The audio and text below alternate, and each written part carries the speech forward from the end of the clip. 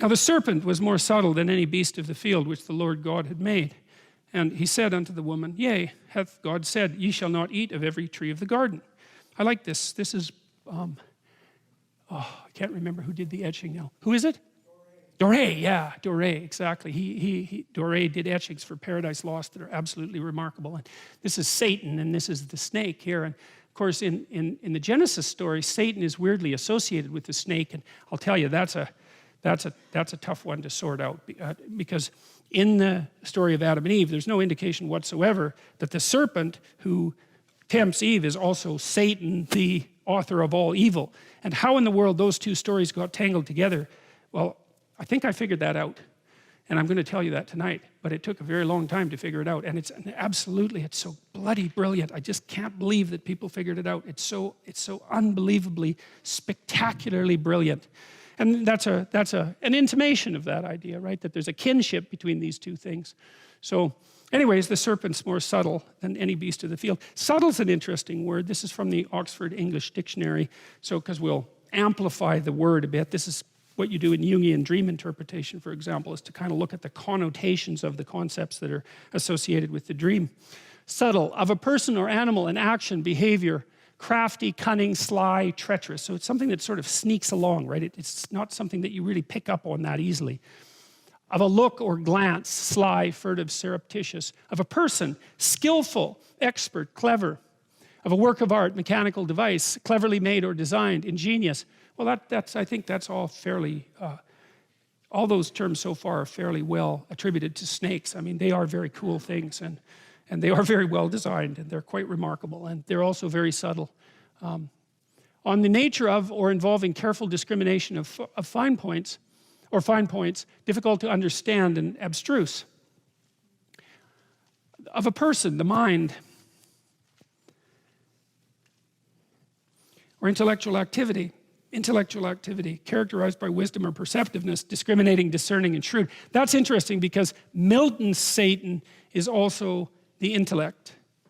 And you see that very often. It's so often the bad guy's an evil scientist, right?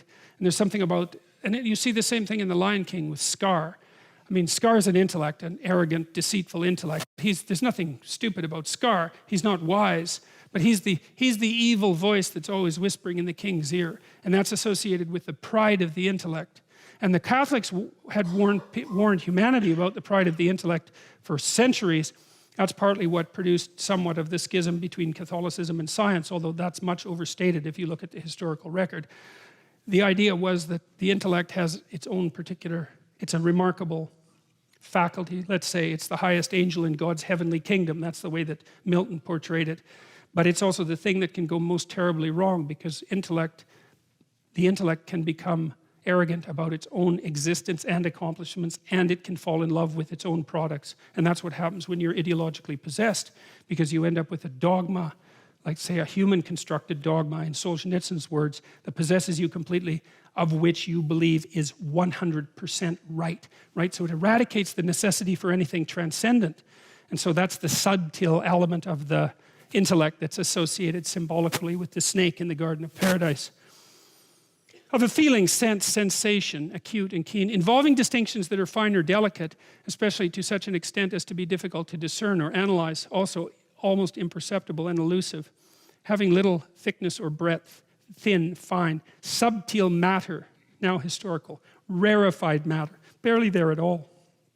And the woman said unto the serpent, We may eat of the fruit of the trees of the garden, but of the fruit of the tree which is in the midst of the garden, God has said, Ye shall not eat of it, neither shall you touch it, lest ye die.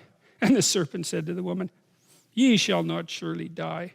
For God doth know in the day that you eat thereof, then your eyes shall be opened, and you shall be as gods, knowing good and evil. Sneaky, subtle. It's a nice story, eh? The first thing is, the instant implication is, well, you can't trust God. So that's pretty sneaky. And the next is, well, he's trying to pull a fast one on you. And the next one is, well, he's trying to do that because he's jealous, and he doesn't want you to know things that he knows, because that wouldn't be so good. And he's lying to you anyways, because you're not going to die. And if you eat it, contrary to what you've been informed, then all that's going to happen is your eyes will be open and you'll be like gods, knowing good and evil. Well, that sounds pretty damn good.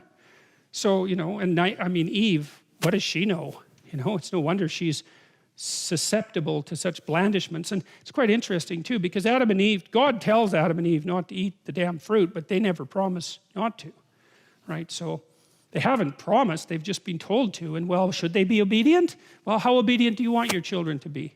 You want them to be obedient enough so they don't get hurt, but disobedient enough so that they go out in the world and do something courageous, and they break some rules, and they learn some things. And so, you know, it's a very paradoxical story. Anyways, the serpent wins this round, man. And so Eve pays attention to the snake. So again, we have the same set of images, right? We have Adam and we have Eve.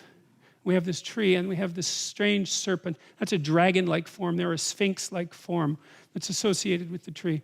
The snake's eternally associated with the tree. Well, the snake was eternally associated with the tree. We spent, God only knows how many tens of millions of years as tree-dwelling primates. And the primary, or one of our primary predators, we had 3 primary predators: snakes, birds, cats. And so the snake has been associated with the tree for a very, very long time. And the lesson the snake tells people is, you bloody well better wake up, or something